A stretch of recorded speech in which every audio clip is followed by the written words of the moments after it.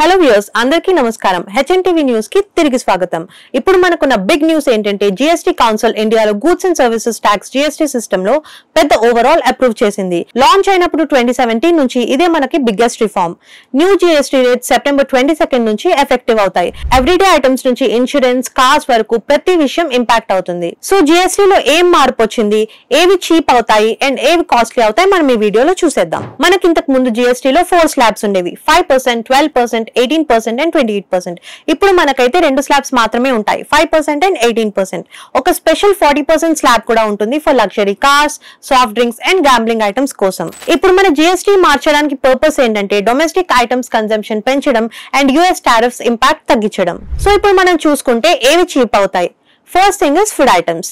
Chapati, paratha, paneer, pizza, bread, khakhra వీటన్నిటికీ GST అనేది nil. Butter, ghee, dry nuts, jam, juice, ice cream, biscuits and cereals GST అనేది 18% నుంచి 5% కి తగ్గించారు.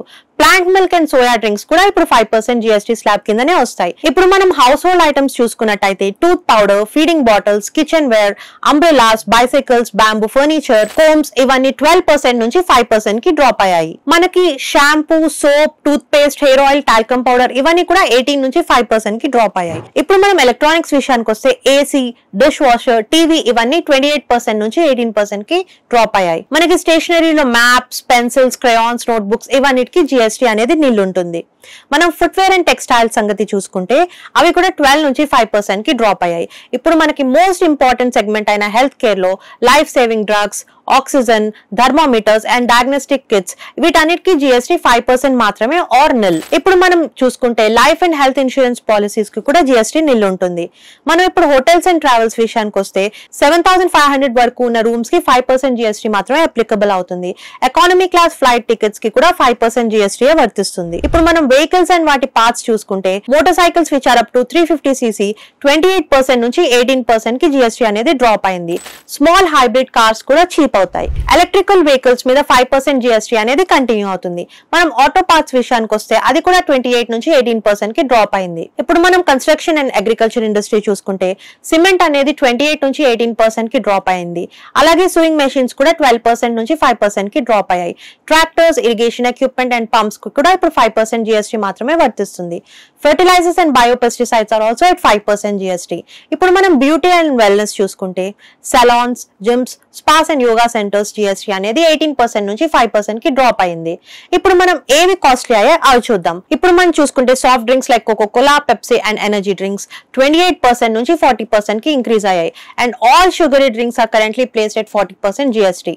ఇప్పుడు మనం లగ్జరీ వెహికల్స్ విషయానికి వస్తే 1200cc అబౌవ్ ఉన్న కార్స్ అండ్ 350cc అబౌవ్ ఉన్న bikes, yachts, personal air crafts, racing cars ఇవన్నీ 40% జీఎస్టీ దగ్గర ప్లేస్ అయి ఉన్నాయి. Tobacco and tobacco related products కి అయితే 28% జీఎస్టీ ప్లస్ సెస్ అనేది కంటిన్యూ అవుతుంది. అండ్ ఫ్యూచర్ లో అది 40% జీఎస్టీ కి చేంజ్ అవుతుంది. ఇప్పుడు మనం లీజర్ అండ్ ఎంటర్టైన్మెంట్ లో చూసుకుంటే casinos, gambling houses, online gambling, horse racing ఇవన్నీ 40% జీఎస్టీ దగ్గర ప్లేస్ అయి ఉన్నాయి. ఐపీఎల్ టికెట్స్ కూడా 40% జీఎస్టీ దగ్గర ప్లేస్ అయి ఉన్నాయి. ఇప్పుడు ఈ జీఎస్టీ రిఫార్మ్ తో కామన్ పబ్లిక్ ఉన్న అడ్వాంటేజ్ ఏంటంటే daily essentials and medicines cheap అవుతున్నాయి. హోటల్స్ అండ్ ఫ్లైట్స్ కూడా చీప్ అవుతున్నాయి. స్మాల్ కార్స్ అండ్ బైక్స్ అనేవి ఇంకా అఫోర్డబుల్ అవుతున్నాయి. But soft drinks, luxury cars and gambling అనేది కాస్ట్లీ అవుతాయి. ఇప్పుడు మనం చూసుకుంటే FMCG, health care, auto and real estate sectors కి డిమాండ్ అనేది ఇంక్రీజ్ అయ్యే ఛాన్సెస్ ఉన్నాయి. సో టు కన్క్లూడ్, ఇప్పుడు 2017 తర్వాత పెద్ద జీఎస్టీ రిఫార్మ్ ఇదే అని చెప్పుకోవచ్చు. బేసిక్ ఐటమ్స్ అనేవి జీఎస్టీ కట్ అయి చీప్ అయ్యాయి. లగ్జరీ అండ్ హార్మ్ఫుల్ ఐటమ్స్ ఏవైతే ఉన్నాయో అవి జీఎస్టీ హైక్ అయ్యి ఇంకా కాస్ట్లీ అయ్యాయి.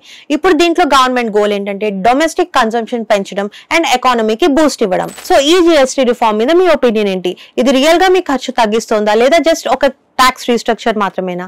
So mention in the comments below.